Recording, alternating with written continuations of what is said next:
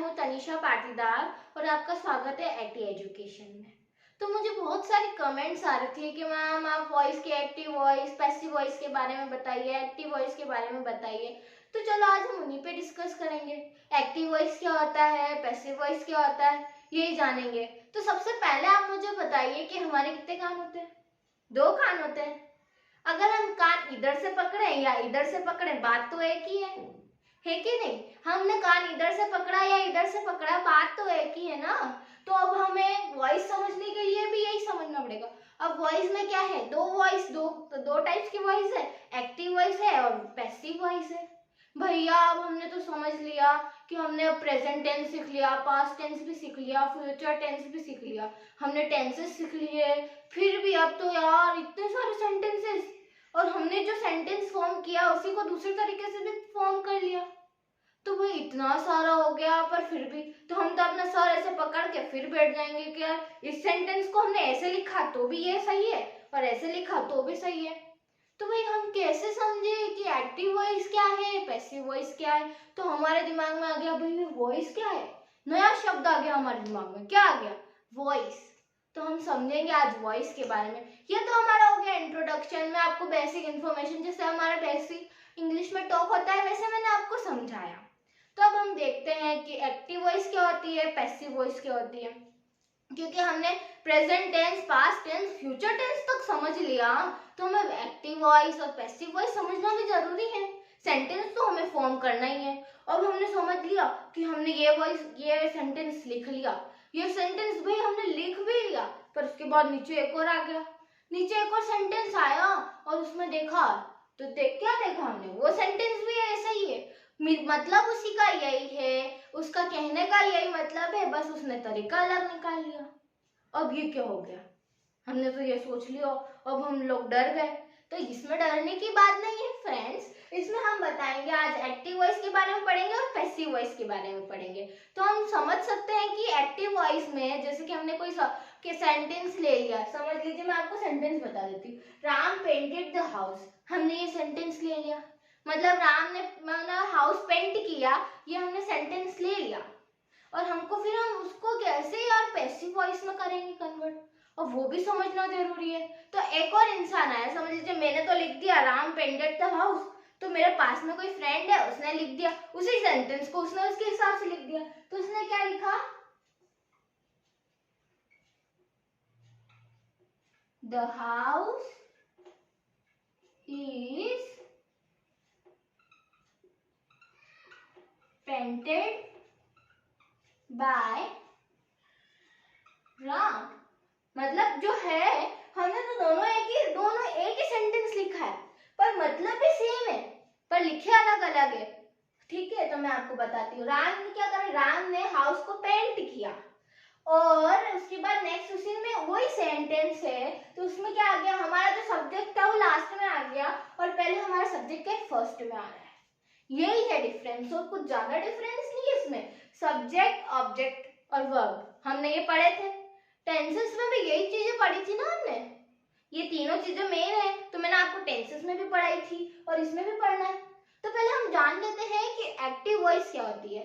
तो सबसे पहले हम क्या जानेंगे? उसके कॉन्सेप्ट के बारे में। उसके बाद हम जानेंगे शॉर्ट ट्रिक्स क्या होती है, ताकि हम जैसे कि कभी एग्जाम देते हैं तो हमें एग्जाम में भी मतलब टॉप करना होता है, या फिर हमारे पास टाइम कम है और ऑप्शन आ रहा है टिक द करेक्ट ऑप्शन आ गए भाई, हमने तो सोच लिया कि टिक द करेक्ट ऑप्शन आ गए और हमें फटाफट करना है, टाइम कम है हमारे पास, हमें फटाफट कैसे पहचाना जाए, तो उसके लिए हमें कुछ ट्रिक्स याद होनी चाहिए। तो मैं आपको शॉर्ट ट्रिक्स भी बताऊंगी और कॉन्सेप्ट भी बताऊंगी। तो पहले हम कॉन्सेप्ट जान लेते हैं, ताकि हम समझ सके कि पहले ये चीज क्या है। क्योंकि हम ट्रिक्स तो भूल भी जाए, पर हमें कॉन्सेप्ट याद रहेगा ना, तो हमें ट्रिक भी याद रह जाएगी, और ट्रिक याद रह जाएगी तो हम फटाफट कर सकते हैं, कुछ ही सेकेंड्स में हम अपना ही कर सकते हैं। तो फ्रेंड्स, अब हम इसकी पहचान क्या होती है, डेफिनेशन क्या होती है, वो समझते हैं। ताकि मैंने आपको पहले ही बोला है, कॉन्सेप्ट समझोगे उसके बाद ट्रिक समझोगे तो ज्यादा इजी होएगा, ये बात आपको भी माइंड में रखनी है।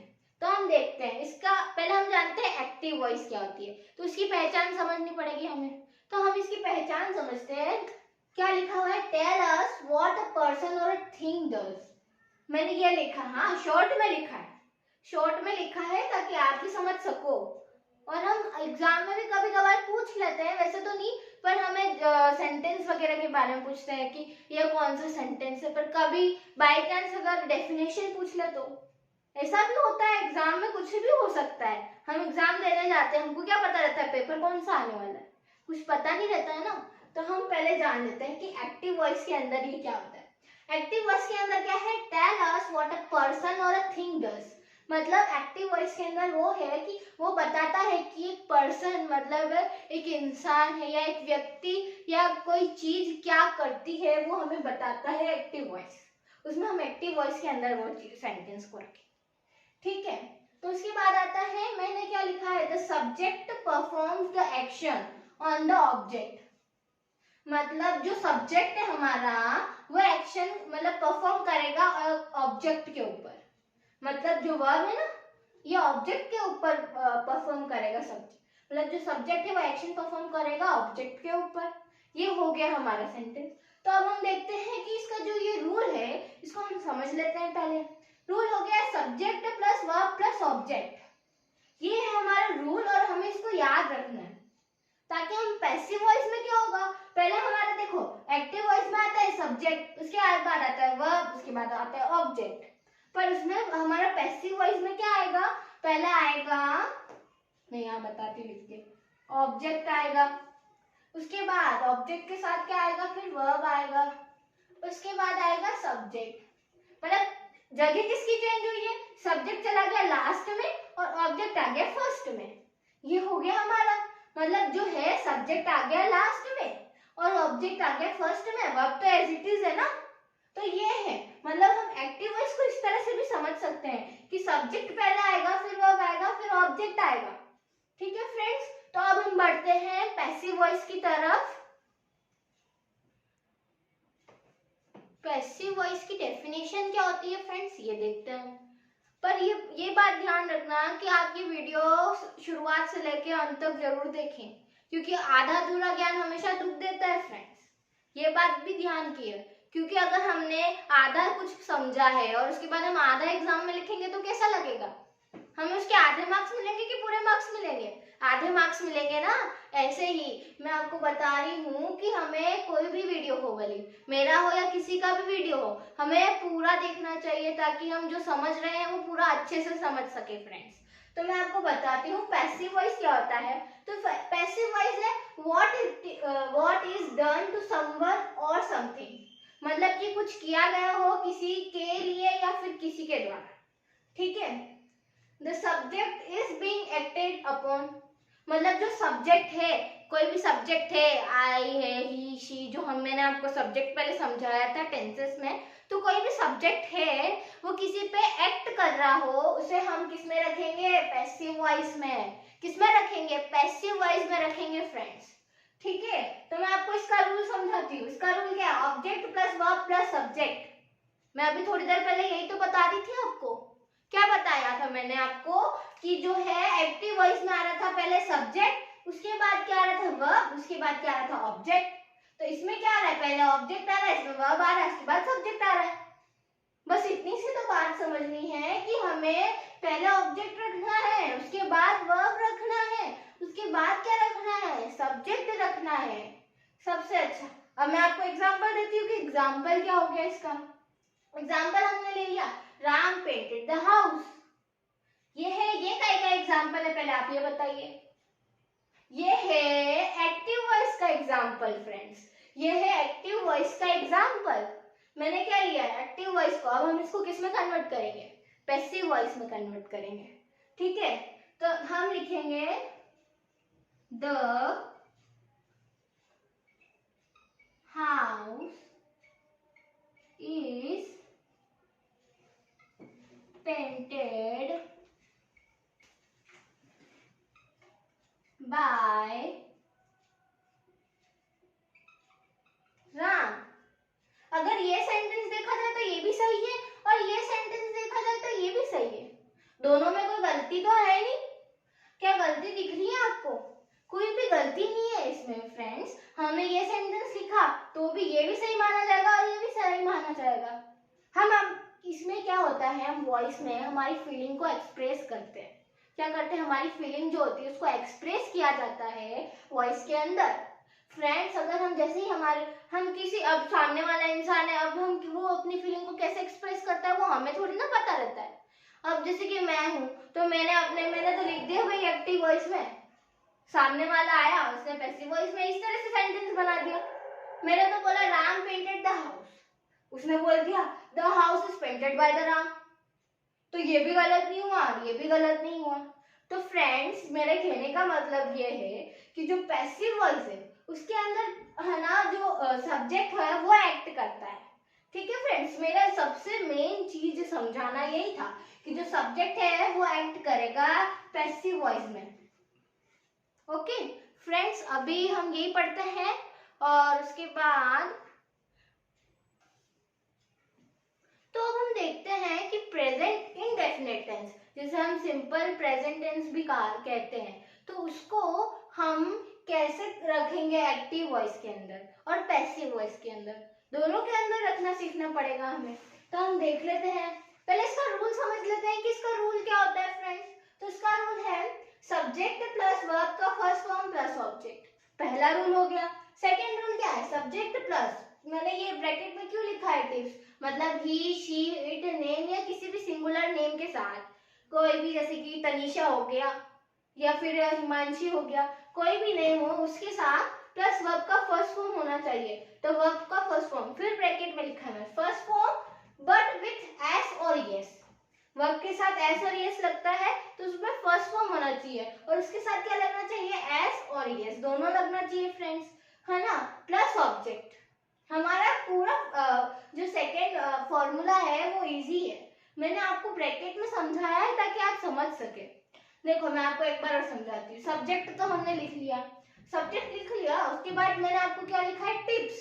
टिप्स क्यों दिए, ही शी इट नेम या किसी सिंगुलर नेम, मैंने अभी आपको बताया जैसे मेरा नाम हो गया तनीषा, किसी का नाम हो गया हिमांशी, आस्था हो गया या फिर चेतना हो गया, कोई भी नाम हो गया हो उसके साथ प्लस वर्ब। वर्ब तो है, अब वर्ब का कौन सा फॉर्म होना चाहिए, फर्स्ट फॉर्म होना चाहिए। तो आप समझ गए होंगे कि वर्ब का फर्स्ट फॉर्म है, वर्ब के फर्स्ट फॉर्म के साथ क्या लगना चाहिए, एस और यस लगना चाहिए। तो ये हो गया हमारा ब्रैकेट क्लोज, मतलब फर्स्ट फॉर्म के साथ एस और यस लग गया तो ये ब्रैकेट भी पूरा क्लोज हो गया। स्टार्टिंग हुई थी मतलब ओपनिंग जो हुई थी फर्स्ट फॉर्म से हुई थी और एंडिंग हो गई एस और यस के साथ, और लास्ट में क्या हो गया हमारा ऑब्जेक्ट। तो ये दो फॉर्मूला हो गए हमारे, दो रूल्स हैं। तो हमने एक एग्जांपल ले लिया है, समझ लीजिए। हमारा एग्जांपल हो गया और I write a letter to my brother. क्या हो गया हमारा example, I write a letter to my brother, ये हो गया। मतलब ये तो एक एक्टिव वॉइस का ही, मतलब एक एक्टिव वॉइस का ही एग्जांपल है। ये क्या है, I write a letter to my brother, ये एक एक्टिव वॉइस का एग्जांपल है फ्रेंड्स। तो अब हम इसको देखते हैं कि पैसिव वॉइस में कैसे करेंगे। तो पैसिव वॉइस को भी समझेंगे हम, पहले क्या पढ़ रहे हैं, प्रेजेंट इंडेफिनिट टेंस। तो हम प्रेजेंट इंडेफिनिट टेंस के अंदर पैसिव वॉइस भी समझना पड़ेगा, क्योंकि हमको तो एक्टिव वॉइस का क्या याद हो गया, फॉर्मूला याद हो गया है, रूल याद हो गया है, रूल नंबर 1 और रूल नंबर 2 दोनों याद हो गए। सिंपल प्रेजेंट भी बोलते हैं हम, इसको ये नहीं भूलना है, मैंने आपको मेरे टेंसेस वाली क्लास में ये बताया था। ठीक है, तो हम देखते हैं पैसिव वॉइस। तो पैसिव वॉइस का रूल क्या है, ऑब्जेक्ट के साथ S plus is am are plus verb, फिर ब्रैकेट क्लोज मतलब ओपन हो रहा है और थर्ड फॉर्म होना चाहिए, वो भी किसके साथ, पास्ट पार्टिसिपल के साथ, प्लस बाय प्लस सब्जेक्ट। ठीक है फ्रेंड्स, मैं आपको एक बार और समझाती हूँ। ऑब्जेक्ट के साथ S plus is am are plus verb, verb का थर्ड फॉर्म पास्ट पार्टिसिपल के साथ और प्लस बाय प्लस सब्जेक्ट, ये है हमारा रूल। ठीक है फ्रेंड्स, पैसिव वॉइस का रूल है ये हमारा, किसका है, प्रेजेंट इंडेफिनिट टेंस। ठीक है, तो हमने एग्जांपल क्या लिया था, फर्स्ट में एक ही एग्जांपल से समझाती हूँ ताकि आप भी समझ सके इजीली। तो मैंने एग्जांपल क्या ले रखा है, I write a letter to my brother, ये एग्जांपल हो गया। तो अब हम देखते हैं, a letter is written by me to my brother. मैंने आपको पहले ही बताया था कि हम जो कहना चाहते हैं वो हम किसी भी तरीके से कह सकते हैं, इस तरीके से भी कह सकते हैं या इस तरीके से भी कह सकते हैं। पर हमें ये समझना तो जरूरी है ना कि क्या है ये वॉइस, क्या है एक्टिव वॉइस, कहाँ यूज, एक्टिव वॉइस कहाँ यूज हो रहा है, पैसिव वॉइस क्या हो रहा है, कहाँ किसको हम कैसे पहचानेंगे, हमें पहचानना तो सीखना पड़ेगा ना फ्रेंड्स। इस कारण से हमने ये लिया है, एक एग्जांपल लिया है, मैंने आपको एक एग्जांपल सिखाया है, दिखाया है, क्या है, I write a letter to my brother, ये हमारा एग्जांपल हो गया भाई। हाँ, हमने एग्जांपल तो ले लिया, a letter is written by me to my brother, ये हो गया हमारा पैसिव वॉइस में। बस हमें ध्यान क्या रखना है कि ऑब्जेक्ट के साथ क्या आता है एस, और उसके साथ क्या यूज होना चाहिए is am are, is am और आर तीन चीजें यूज हो सकती है, इसके साथ वर्ब होना चाहिए, वर्ब का क्या होना चाहिए थर्ड फॉर्म होना चाहिए, है ना, राइट का हो गया थर्ड फॉर्म, रिटन हो गया वर्ब का थर्ड फॉर्म हो गया, रिटन हो गया इसमें, तो सेंटेंस में भी रिटन हो गया। उसके बाद वो पास्ट पार्टिसिपल होना चाहिए और उसके साथ क्या यूज करना चाहिए बाय, जो कि हमने बाय यूज करा है, वर्ब के साथ बाय भी यूज है हमारा। उसके बाद क्या है सब्जेक्ट लास्ट में है, सब्जेक्ट हमारा भी लास्ट में यूज हो रहा है, ये है ठीक है, हमारा सब्जेक्ट भी लास्ट में यूज है। तो हमें क्या है पहले जो हमारा एक्टिव वॉइस है उसमें हमारा सब्जेक्ट पहले यूज हो रहा था और इसमें हमारा सब्जेक्ट क्या हो रहा है लास्ट में यूज हो रहा है।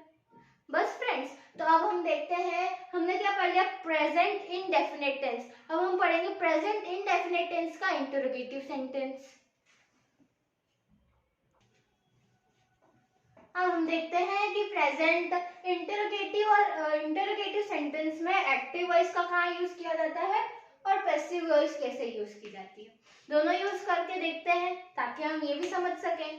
तो हमने ले लिया इसका पहले एक्टिव वॉइस, तो एक्टिव वॉइस में क्या है रूल, डू या does plus subject plus verb का first form plus object plus question mark. मैंने आपको बताया था कि इंटरोगेटिव सेंटेंस में क्वेश्चन मार्क लगता है, क्या है क्वेश्चन मार्क तो रखता है, तो हमको क्या याद करना है डू डज के साथ प्लस सब्जेक्ट, उसके साथ क्या होना चाहिए वर्ब, वर्ब का क्या होना चाहिए फॉर्म फर्स्ट फॉर्म होना चाहिए, first form plus object, object तो आएगा ही सही, अगर हमने कोई सेंटेंस बनाया है फ्रेंड्स तो उसमें ऑब्जेक्ट तो रहता ही है, जैसे पेन है पेंसिल हो गई ऐसे, प्लस क्वेश्चन मार्क, ठीक है फ्रेंड्स।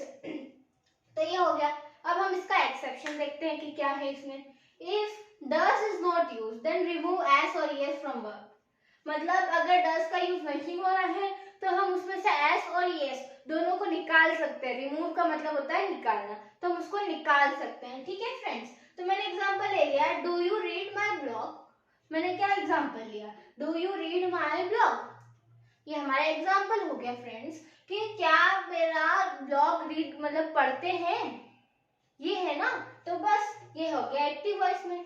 अगर हम इसको पैसिव वॉइस में देखें तो पैसिव वॉइस में अगर हम देखेंगे फ्रेंड्स तो हमें पहले इसका रूल जानना पड़ेगा, तो इसका रूल है इज एम आर यूज होना चाहिए, उसके साथ क्या यूज होना चाहिए ऑब्जेक्ट, ऑब्जेक्ट प्लस वर्ब का थर्ड फॉर्म होना चाहिए plus by plus subject plus question mark, ये है हमारा पैसिव वॉइस का फॉर्मूला फ्रेंड्स। तो मैं आपको इसका एग्जांपल बताती हूँ, ये एग्जांपल मैंने यहाँ पे भी रखा है, क्या है do you read my blog, ये हमारा एक्टिव वॉइस का एग्जांपल है, तो हमने इसमें रख दिया तो is my blog read by you. मैंने आपको बताया था फ्रेंड्स कि जो है सब्जेक्ट जैसे एक्टिव वॉइस में पहले आ रहा है तो पैसिव वॉइस में क्या आ जाएगा लास्ट में आएगा, और ऑब्जेक्ट मतलब दोनों सब्जेक्ट और ऑब्जेक्ट की जगह बदलेगी फ्रेंड्स, वही हो रहा है, ठीक है। तो हमने क्या यूज किया इज एम आर और हमने यूज कर लिया इज यूज करा है, मतलब मेरे साथ माय यूज हो रहा है तो उसके साथ हमने क्या यूज किया इज, तो is my blog read by you, ये हो गया फ्रेंड्स हमारा पूरा सेंटेंस। तो अब हम अगली क्लास में नेगेटिव सेंटेंस के बारे में पढ़ेंगे, एक्टिव वॉइस और पैसिव वॉइस में, कि नेगेटिव सेंटेंस को कैसे रखा जाता है नेगेटिव सेंटेंस में, ठीक है फ्रेंड्स। तो आज के लिए हम यही क्लास एंड करते हैं, थैंक यू। अगर आपको ये वीडियो पसंद आए तो आप इसे लाइक शेयर और सब्सक्राइब जरूर करें।